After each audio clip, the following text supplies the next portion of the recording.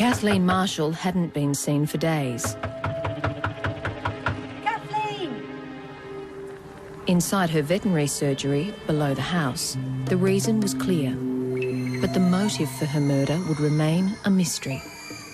For want of motive, we had a disagreement, a known disagreement between two people. It was obviously identified that it was a crime of passion. This was someone who had a real problem with the deceased. And Glenda said, oh, the murderer's just driven past. I was horrified. Jeff Marsh turned round to me and said, did you murder her? So, of course, I was under the suspicion that we were all suspects. At this point, he began to physically shake, almost to the point where it was uncontrollable. He refused to talk to me unless he could read my cards to find out whether I was a person suitable to be spoken to. So we had to get him. We had to get information from him. Kathleen rang 000 on the phone. She said there's a mad woman in the house. Let me in. She wasn't happy at all that we were there. Can't you shut that door? This case was bizarre.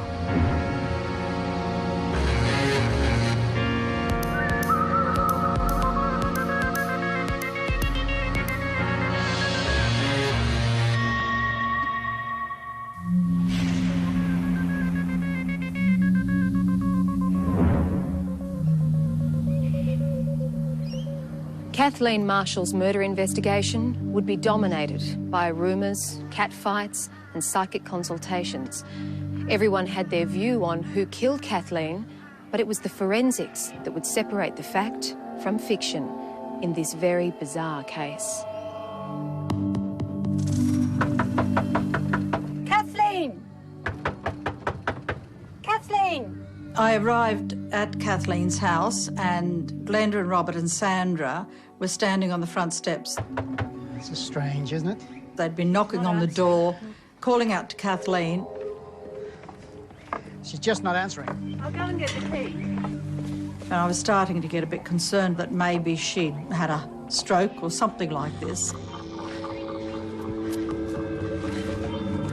Glenda came running up the side, calling out, Robert, Robert, are you there? There's flies, blood and a smell.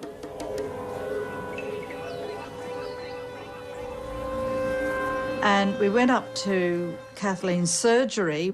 The smell, it was obviously the smell of something that was dead in the surgery. We didn't know what to think, but yet you could see the outline of one arm. And we didn't want to face the fact that it was Kathleen who was dead in the surgery. The grisly scene was discovered late this afternoon. Friends of the woman arrived for a meeting, but no one responded. Then one of the group noticed blood on an outside door. They looked through a window and found more blood on the floor.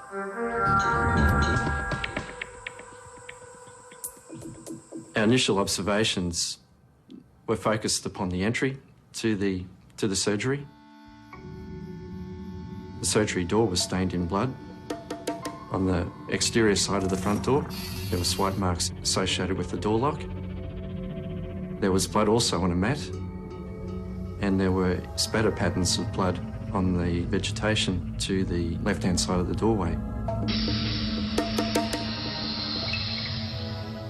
The deceased's body was located with her head towards the front right-hand corner of the surgery, with her legs pointing on a diagonal back towards the back left-hand corner.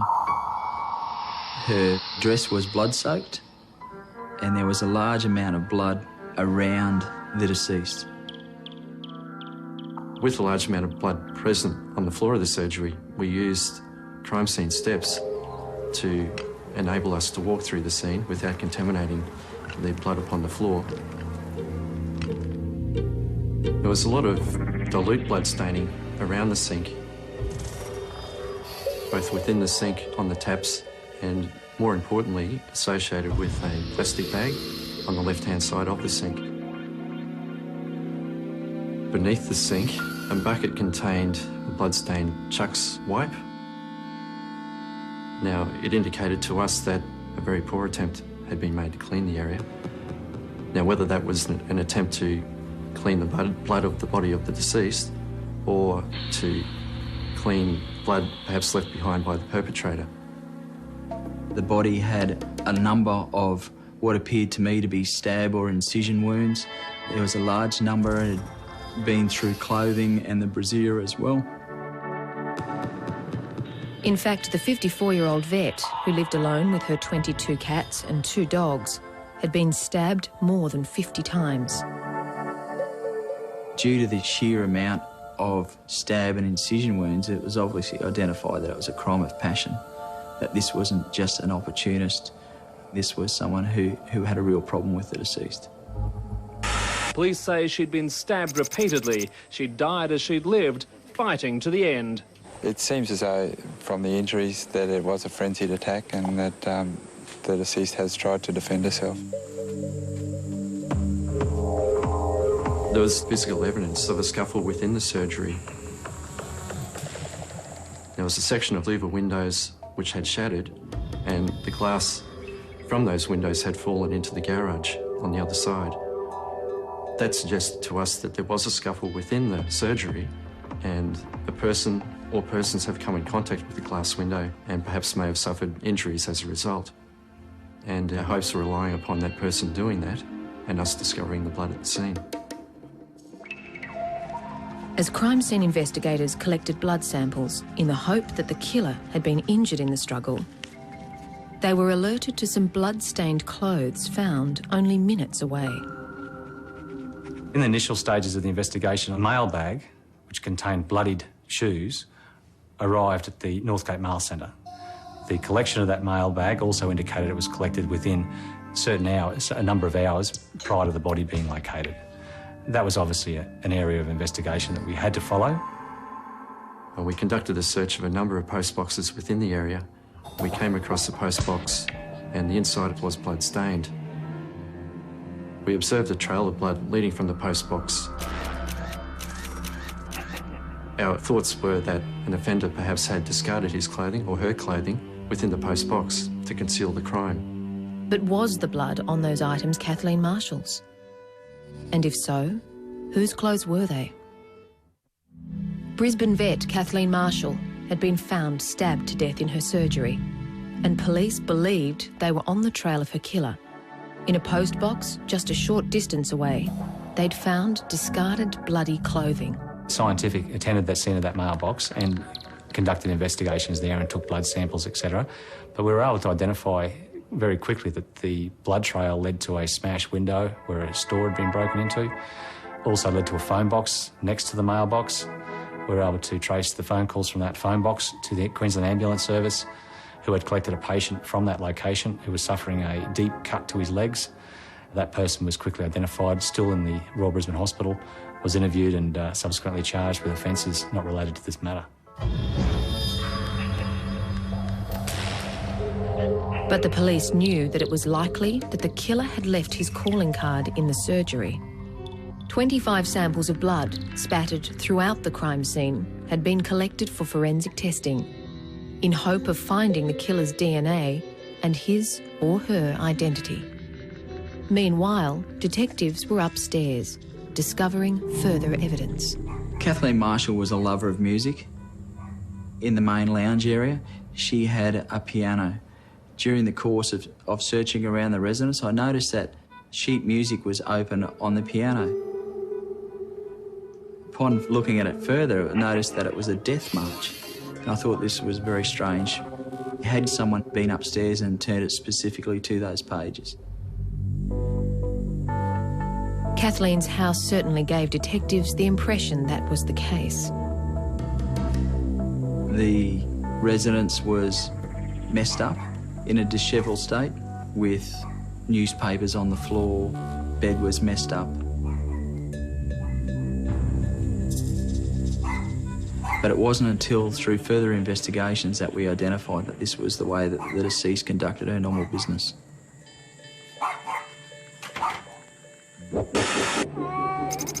Late today, the animals she'd sheltered were being removed from her home while SES volunteers combed the neighbourhood for a possible weapon or clues. Police want to hear from anyone who can help them piece together Kathleen Marshall's last movements on the weekend. In the property of Kathleen Marshall, we discovered a small personal diary which had identified certain appointments that she had for the Thursday. There was an appointment at 12:30 for a gentleman with his dog, obviously a veterinary appointment, and at 1 o'clock there was an appointment for a gentleman with a cat. The appointment for the man with the dog, it actually gave his full name, and he was able to tell us that as he left, he remembered seeing an old couple arrive. And I saw a man walking down the road towards Kathleen's place, and he had a Siamese seal point cat. The ears stand out. He was holding it like so, you know, with the cat there. Oh, they said to Kathleen, oh, this looks like your 1 o'clock appointment. And she said, oh, probably it would be. Away we went, and that was the last I think, we ever saw of Kathleen Marshall. So during the door knocks, one of the areas that we were looking at was that anyone had a Siamese cat, and we couldn't identify that person. As police continued their quest to find John Wilson and others who saw Kathleen Marshall during the last few days of her life, her answering machine was providing a vital clue in determining the time of death. So you're going away, Kath. I'm trying to get hold of you before our concert tonight, so do give us a ring. We were able to ascertain from listening to her recorded messages on her answering machine that she did not return any telephone calls post 6 p.m. on a Thursday, and she did not answer the phone from that period onwards. Kath, I still haven't heard from you, honey. Look, I'll wait till about 5 o'clock, and if you don't call me, I'll presume you're not coming. It appeared that Kathleen had been murdered sometime after 6 p.m. that Thursday night. Cartons of milk and newspapers delivered from the Friday onward remained in her front yard. Report was received from the forensic entomologist, which estimated the time of death at somewhere between 9 p.m. on Thursday the 26th of February and 3 a.m. the following morning.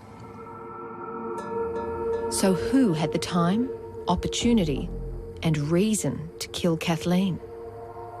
My first thought when I discovered she'd been murdered was that it would be involved with the Cat Protection Society of Queensland in some way. Kathleen Marshall was the president of that society, a position that wasn't supported by all of its members. How would you describe the Cat Protection Society? Off the planet. There was no dealing with them. They were just totally fanatical. What has emerged is a story of feline fanatics engaged in bitter brawling. Do you think these very passionate feelings within the society could have led someone to murder? Yes. Quite frankly, yes. The Cat Protection Society of Queensland was larger than I had ever imagined. There was quite a lot of money coming in from bequests, from wills. Most of the money came from wills. There was quite a bit of money. There were 2 bequests coming through. The biggest one, I think, was $350,000. I know that from talking to members of the society, there have been some years of friction in relation to the spending of the finances and how the money had been spent, who'd be getting what. There was 2 distinct camps. You were either in Kathleen Marshall's camp or you were in Virginia Houston's camp. There was no in between. Virginia Houston was a former director and treasurer of the society, and according to her, she'd been unceremoniously and unfairly dumped. Virginia seemed to think that the society was her baby. And I believe she was completely devastated that she was actually removed from the board.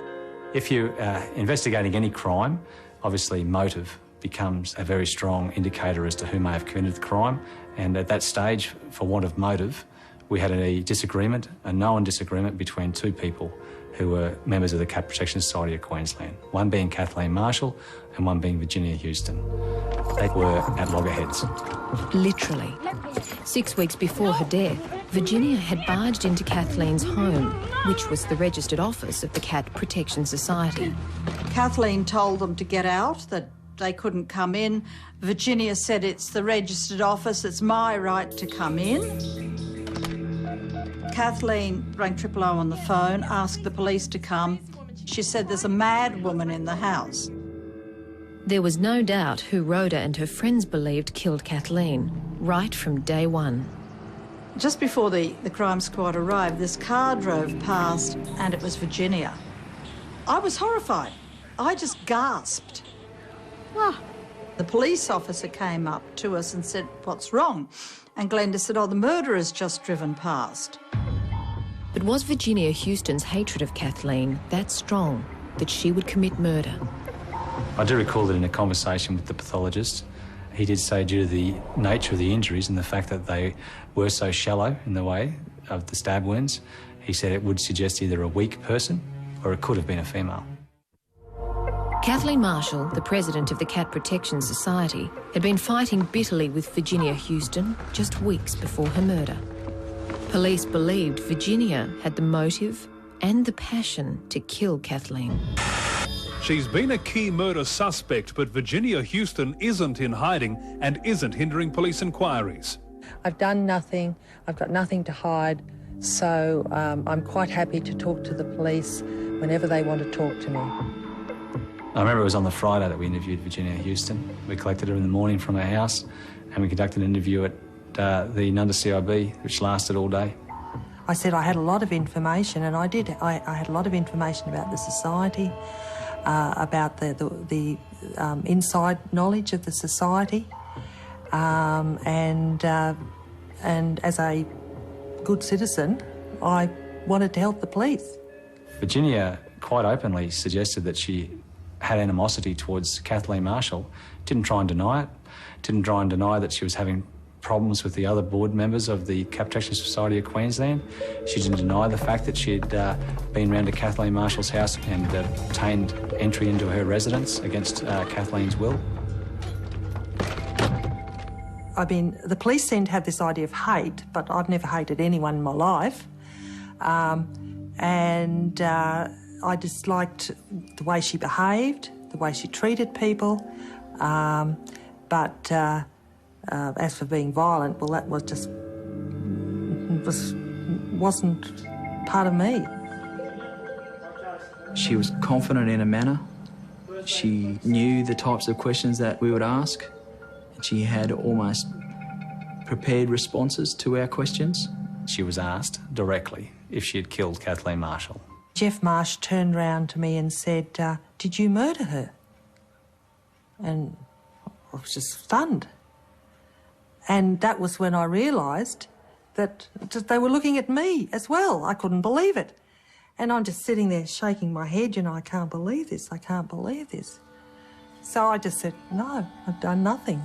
You know, just like in disbelief, you know, disbelief that anyone could even ask me such a question, you know. He was somebody who totally law-abiding, never had so much as anything more than a parking fine. At the conclusion of the interview, I was not prepared to say that Virginia was not involved at that time and that some of the issues that she had raised and versions that she had provided required further investigation.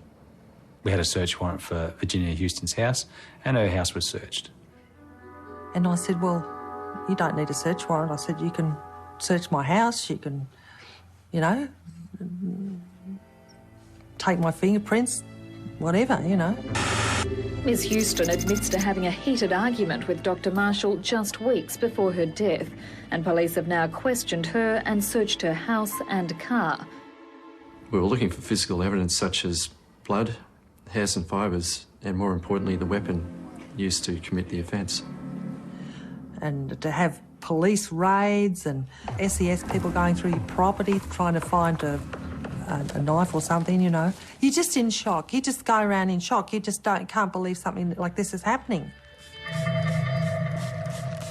But no weapon was found. And while the spraying of luminol to detect any traces of blood looked promising, the lab results returned the samples as negative. There was no evidence obtained from that residence to suggest any connection with the murder of Kathleen Marshall. But Virginia Houston remained a strong suspect, and her alibis were being checked, starting with her tarot card reader, Patrick Hanrahan. The members of the Cat Protection Society of Queensland and associates of Kathleen Marshall and associates of Virginia Houston were involved, actively involved, in the psychic readings and the spirit world. When I first went to interview Patrick Hanrahan, he refused to talk to me unless he could read my cards to find out whether I was a person suitable to be spoken to.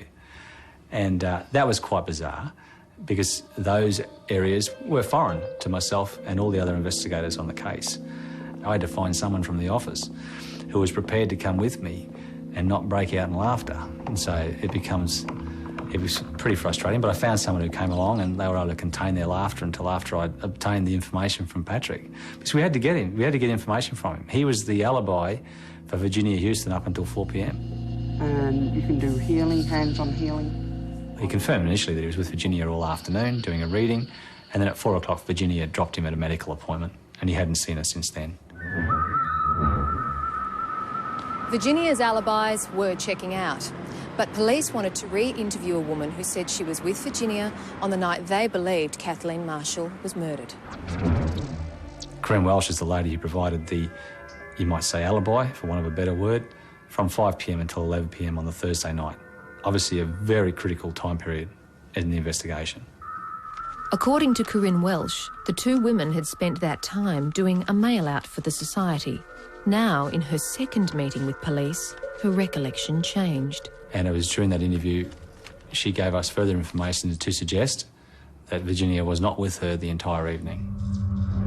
When Kathleen Marshall was murdered, her friends and colleagues pointed to one person as being the killer, Virginia Houston.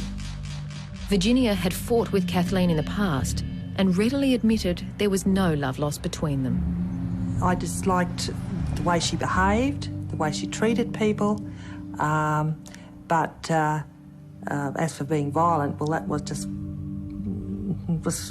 wasn't part of me.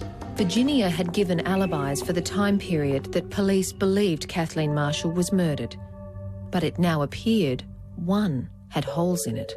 Re-interviewing everyone that supplied information in relation to the movements of Virginia Houston in the week prior to Kathleen Marshall's body being located, we were in the process of re-interviewing Corinne Welsh, who was an integral part of an alibi, for want of a better word, of Virginia Houston for the Thursday night, the 26th of February. And it was during that interview she gave us further information to suggest that Virginia was not with her the entire evening. It was the first solid lead detectives had in their case against Virginia Houston, but it wouldn't go very far. A phone call from the forensic laboratory would change the entire direction of the investigation. Whilst we were interviewing Corinne Welsh and we'd established that time frame, or that time gap, Ken Cox rang the office and told us that there was male blood at the crime scene. 5 of the 25 blood samples from the veterinary surgery, including blood found on the cardboard below the shattered louver window, had yielded DNA that wasn't Kathleen's, nor Virginia Houston's, but that of a male.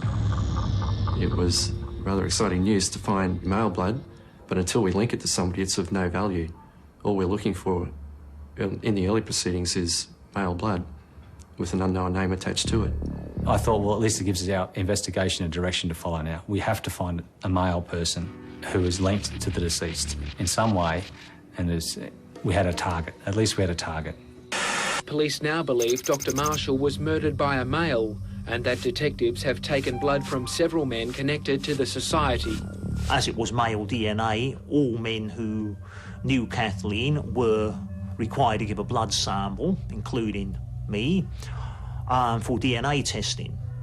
During this DNA exclusion process, there were approximately 42 persons identified. This was obviously time and labour intensive. In those days we had to take blood. It was in the initial stages of DNA sampling.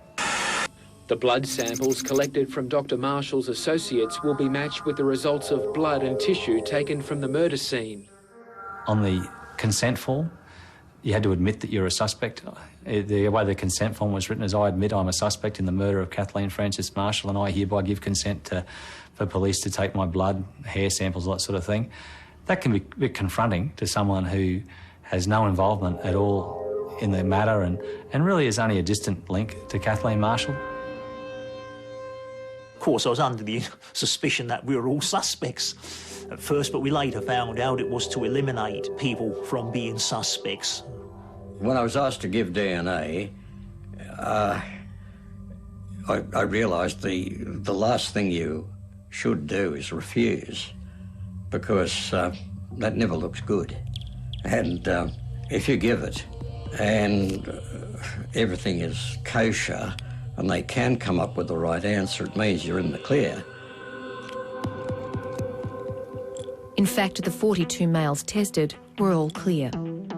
And now police were targeting the men in Virginia Houston's life. One was her ex-boyfriend.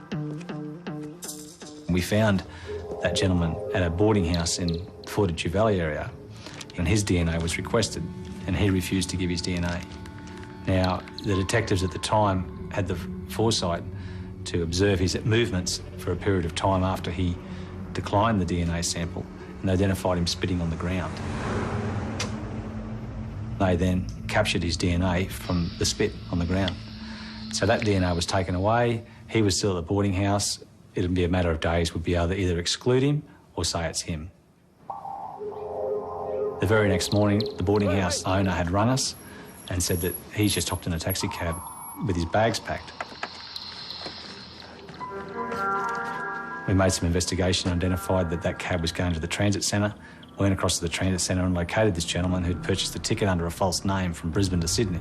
So he obviously becomes a person that now is at the top of the list and very much a person of interest in this investigation. He's male, he knows Virginia Houston, he won't give DNA, and he's trying to leave the state.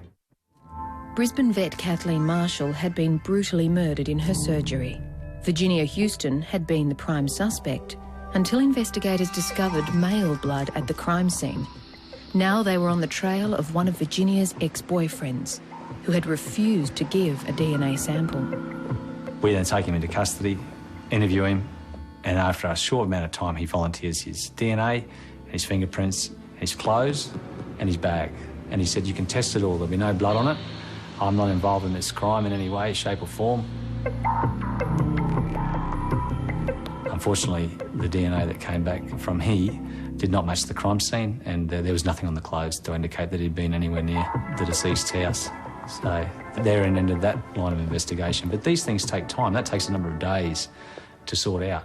So we move on. Then you go back to Patrick Hanrahan, and we asked him if he was prepared to give his DNA, and he said, yeah, I'll give you my DNA sample. A week later, he comes back negative.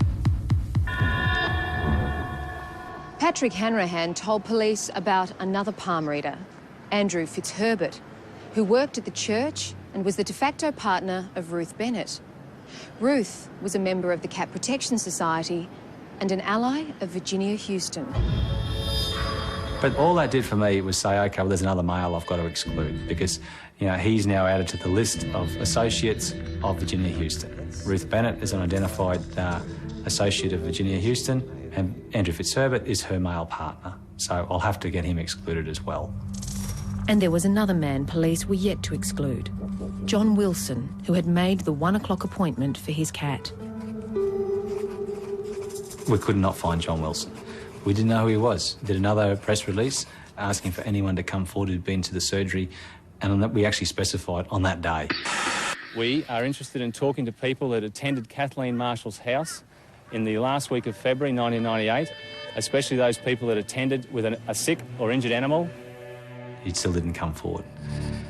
It was then only on the 12th of June that Ruth Bennett appeared in the Courier Mail nursing a Siamese cat. This is when we start to put it all together.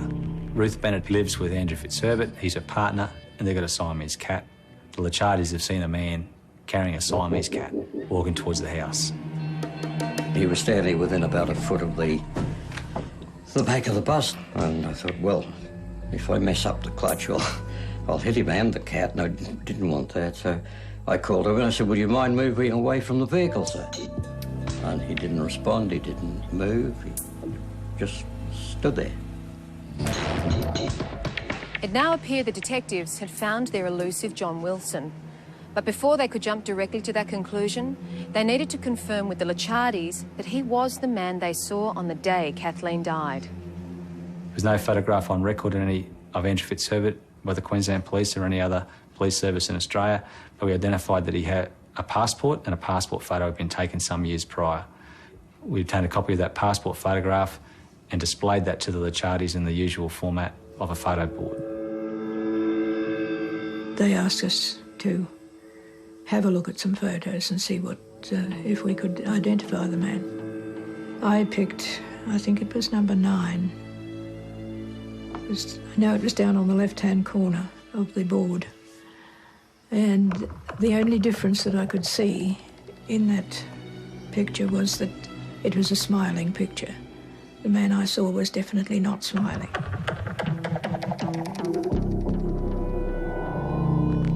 Mrs. Licciardi was able to identify Andrew Fitzherbert from the photo board as the person that she had seen outside Kathleen Marshall's residence on Thursday the 26th of February.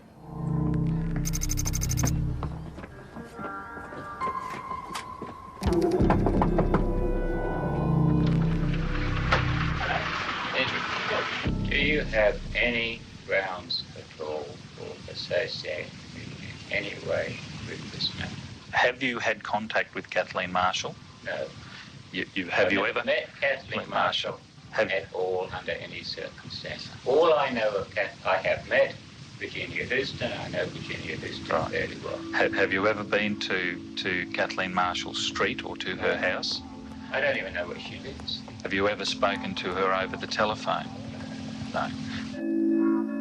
That denial was key information for the detectives. They knew that a phone call had come into Kathleen Marshall's home from the Bennett Fitzherbert residence 2 days before Kathleen had died, and was potentially the call that set up John Wilson's 1 o'clock appointment. We stated that we had direct links between his residence and Kathleen Marshall's residence on the days prior to. He denied this, and we again reiterated that we had the links through phone records. At this point, he began to physically shake, almost to the point where it was uncontrollable. I haven't met the woman. Yeah, that's right. That's fine, Andrew. No, and that's the case. You're a person that has nothing to lose and everything to gain. And Andrew, all that we're asking you to do is supply a specimen to eliminate you from our inquiries. That's it. That's the bottom line. Got to test Andrew because he made an application to join the Cat Society and he was rejected. So that's caused enough to murder the person. Well, Ruth, we don't know. I have heard of that. Ruth, we've got alibis for the whole weekend. I appreciate that. I appreciate that. But all I'm saying is we can finish this up in a few minutes. That's all that we're saying to you, Ruth. Well, I think I'm going to say no. No, I am not going to give you samples. I will give you samples if and when. I'm not going to give you samples. It's as simple as that.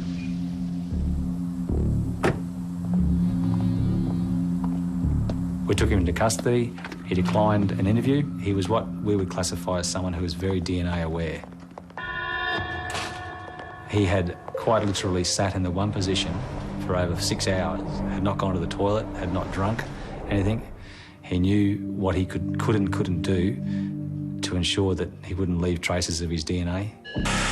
The latest focus of the homicide inquiry left Nunda Police Station this afternoon, accompanied by his lawyer, despite intense speculation that police were about to announce a breakthrough in the investigation of murdered vet Kathleen Marshall. The man was released after more than 6 hours of questioning. Police had intended taking a blood sample, but the move was thwarted in the courts after a magistrate ruled there was insufficient evidence.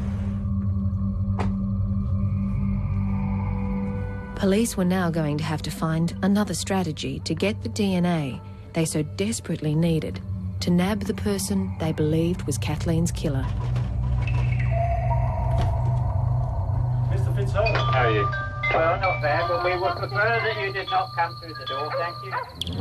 Andrew Fitzherbert was an unlikely suspect in the murder of Kathleen Marshall. But when he was identified as the mysterious John Wilson, who hadn't been found on the day Kathleen was murdered, their suspicions arose. Andrew, and as I was saying to you, you seem to be a reasonable man. And if I can put one more appeal to you, is that this can all be finalised in a matter of seconds if we can obtain those samples. And that's all that we need to do. We can get out of your hair and eliminate you as a suspect, as a person of interest in relation to this matter. Well, I'm not giving my consent. It's as simple as that. But I can't understand the reasons why. Why, if he was innocent, why was he causing such hassle to get his DNA? You know, was he standing on principle that much? You know, wouldn't it have been easier just to say, OK, you can have it, rather than cause the police to drag him into court? While police couldn't force Andrew Fitzherbert to give blood unless they were prepared to charge him with murder, they were able to get a search warrant for his home. There, they hoped to find items that would contain samples of his DNA. Execution of search warrant.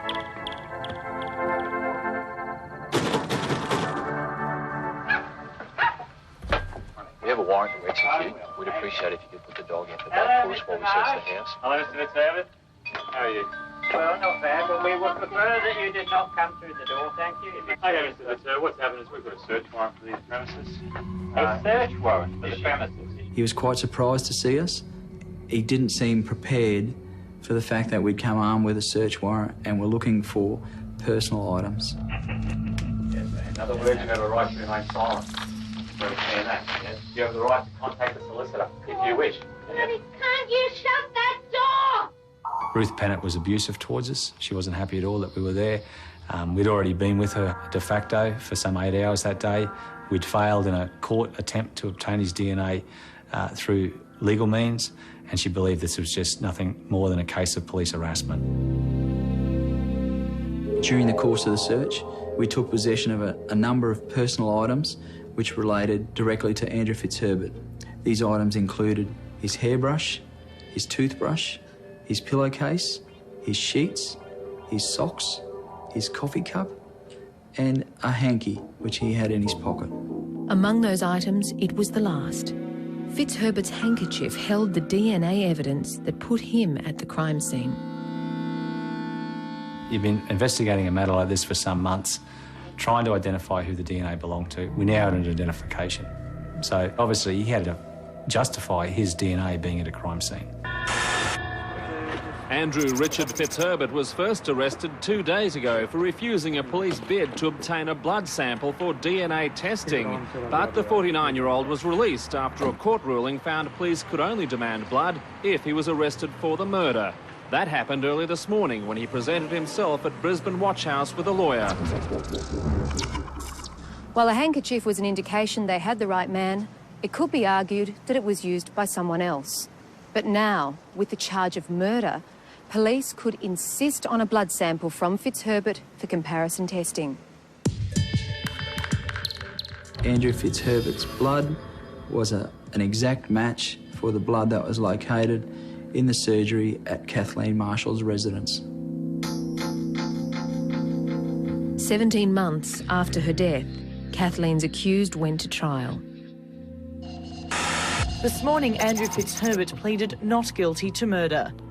Prosecutors claim the most damning evidence is based on DNA testing. The jury was told a magistrate ordered Fitzherbert to give blood, which matched samples taken at the scene. DNA tests revealed only one person in 14 times 10 to the power of 15 could match. The Crown claimed there was no word for such a number, the extraordinary odds proving beyond a shadow of a doubt that Fitzherbert is the killer. And if there was any argument that he bled there at some other occasion than at the time of the murder, one critical piece of forensic evidence would seal his fate. The plastic bag on the surgery seat was identified as being a mixture of the deceased blood and an unknown male's blood. But I think it was significant finding male and female blood together in the one mixture, because we could say that the offender and the deceased had shed blood at the same time, and in doing so, their blood had come into contact together. Kathleen Marshall's murder has been likened to a sensational mystery novel. This afternoon, the final chapter concluded when Fitzherbert was found guilty. The jury took 3.5 hours to return its verdict. Judge Ken McKenzie immediately sentenced Fitzherbert to 15 years jail, conceding if it hadn't been for an explosion in genetic technology, he may have walked free. Evidence of alibi was offered during the trial, but the evidence, the scientific evidence we had in relation to the DNA at the crime scene, along with his denials of ever being at the crime scene, were too compellable to the jury. When he was found guilty, I don't think I was really surprised, but you've got to have a reason for doing something. So where was the motive for this murder? And the only thing that we could think of, the motive was in the cat. During the course of the investigation, it was identified that Andrew Fitzherbert and Ruth Bennett were the owner of 2 Siamese cats, Jasper and Zilla. Zilla went missing around about the time that Kathleen Marshall's body was located. Now, the cat was pregnant.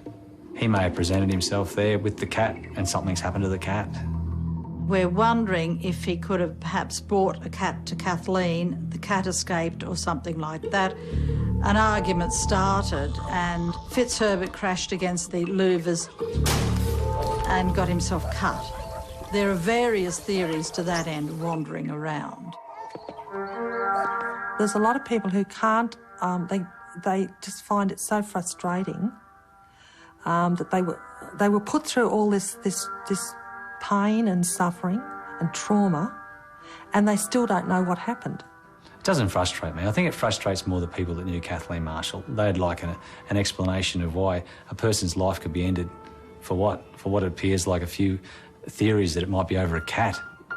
They'd like to think there's something more to it, but until Andrew Fitzherbert talks, we'll never know, or they'll never know.